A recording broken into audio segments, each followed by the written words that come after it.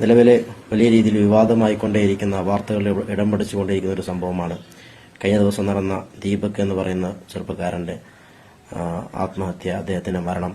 അതേപോലെ തന്നെ അതിനാസ്പദമായ സംഭവം ഒരു ബസ്സിൽ വെച്ച് ഒരു യുവതി നടത്തിയതായ, തനിക്ക് വൈറലാവാൻ വേണ്ടി അവൾ നടത്തിയതായ കുറെ കോപ്രായങ്ങൾ, അദ്ദേഹത്തിന്റെ മേലെ വ്യാജ ആരോപണം നടത്തിക്കൊണ്ടുള്ള വീഡിയോ ചിത്രീകരണം മറ്റുമൊക്കെയും സോഷ്യൽ മീഡിയ നല്ല രീതിയിൽ തന്നെ പ്രചരിച്ചുകൊണ്ടിരിക്കുകയാണ്.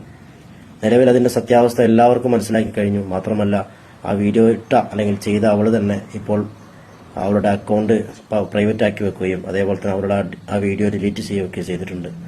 എന്നിരുന്നാലും ഇതിൽ കൂടി കേരള ജനത മനസ്സിലാക്കേണ്ട മറ്റൊരു കാര്യം കൂടിയുണ്ട്. എന്താണെന്ന് വെച്ചാൽ, ഇവിടെ നിലവിൽ നമ്മൾ മുസ്ലിമീങ്ങളെ നാനാഭാഗത്തു നിന്നും പല രീതിയിലുള്ള വാക്കുകൾ പറഞ്ഞുകൊണ്ട് തീവ്രവാദികളെന്നും ഭീകരവാദികളെന്നും വർഗീയവാദികളെന്ന രീതിയിലൊക്കെ ഭയങ്കരമായിട്ട് മുസ്ലിമീങ്ങളെ ക്രൂരമായ രീതിയിൽ ആക്രമിച്ചുകൊണ്ടേയിരിക്കുന്ന ഒരു സമയത്ത് ഇന്ന് നിലവിൽ മുസ്ലിമുകളുടെ നിലപാട് എന്താണെന്നുള്ളത് നിങ്ങൾക്ക് പരിശോധിച്ച് നോക്കിയാൽ ഇസ്ലാം എന്താണെന്ന് നന്നായിട്ട് മനസ്സിലാക്കാൻ വേണ്ടി സാധിക്കും. ഒരൊറ്റ മുസ്ലിം പോലും അവളെ സപ്പോർട്ട് ചെയ്തുകൊണ്ട് മുമ്പോട്ടേക്ക് വന്നില്ല എന്നുള്ളത് നിങ്ങൾക്ക് നന്നായിട്ട് നിങ്ങളുടെ നഗ്ന നേത്രങ്ങൾ കൊണ്ട് കാണാൻ വേണ്ടി സാധിക്കുന്നതാണ്. എല്ലാ മുസ്ലിംകളും എല്ലാവരുടെയും കമന്റ് ബോക്സിൽ പോയി നോക്കിയാൽ മതി. ഒരൊറ്റ മുസ്ലിം പോലും, മുസ്ലിം സ്ത്രീകളടക്കം അവളെ സപ്പോർട്ട് ചെയ്യുന്നതായിട്ട് കാണാൻ വേണ്ടി കഴിയില്ല. ഞങ്ങൾക്ക് വേണമെങ്കിൽ അവളെ സപ്പോർട്ട് ചെയ്യാൻ പറ്റുന്നു. കാരണം എന്താ, നിങ്ങൾ സാധാരണ പറയാറുണ്ടല്ലോ, മുസ്ലിങ്ങൾക്ക് എന്ത് തെറ്റ് അവർ ചെയ്താലും പരസ്പരം അവരൊന്നാകും എന്ന രീതിയിലൊരു വാക്ക് പറയാറുണ്ടല്ലോ. പക്ഷെ ഇവിടെ ഒരൊറ്റ മുസ്ലിം പോലും അവളെ സപ്പോർട്ട് ചെയ്യാൻ വേണ്ടി നിന്നിട്ടില്ല.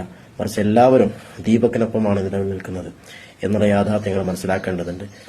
ഇത് എന്തിനാണ് ഞാനിവിടെ പറയുന്നതെന്ന് വെച്ചാൽ, ഇതേ അവസരത്തിൽ തന്നെ ഈ ഒരു സംഭവത്തെ വർഗീയവൽക്കരിക്കാൻ വേണ്ടി ചില ആളുകൾ RSSന്റെ ചില വ്യക്തികൾ തന്നെ പരിശ്രമിച്ചുകൊണ്ടേയിരിക്കുന്ന അവസ്ഥ നമുക്ക് നിലവിൽ സോഷ്യൽ മീഡിയയിൽ കണ്ടുകൊണ്ടേയിരിക്കുന്നുണ്ട്.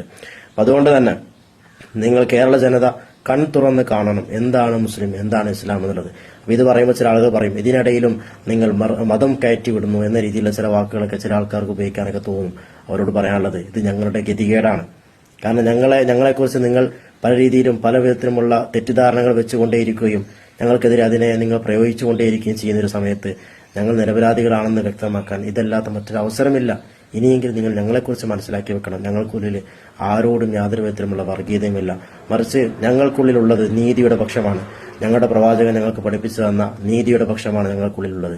അല്ലാതെ ആരോടും അക്രമിയായ ഒരാളുടെ കൂടെയും സപ്പോർട്ട് ചെയ്യാൻ ഞങ്ങളുടെ പ്രവാചകൻ ഞങ്ങളെ പഠിപ്പിച്ചിട്ടില്ല.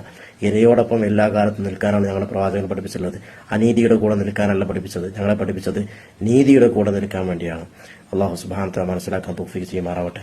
എന്നിരുന്നാലും ദീപക് എന്ന സഹോദരൻ നീതി കിട്ടട്ടെ എന്ന് വലിയ രീതിയിൽ പ്രത്യാശിച്ചുകൊണ്ട് ഈ വീഡിയോ ഞാൻ അവസാനിപ്പിക്കുകയാണ്.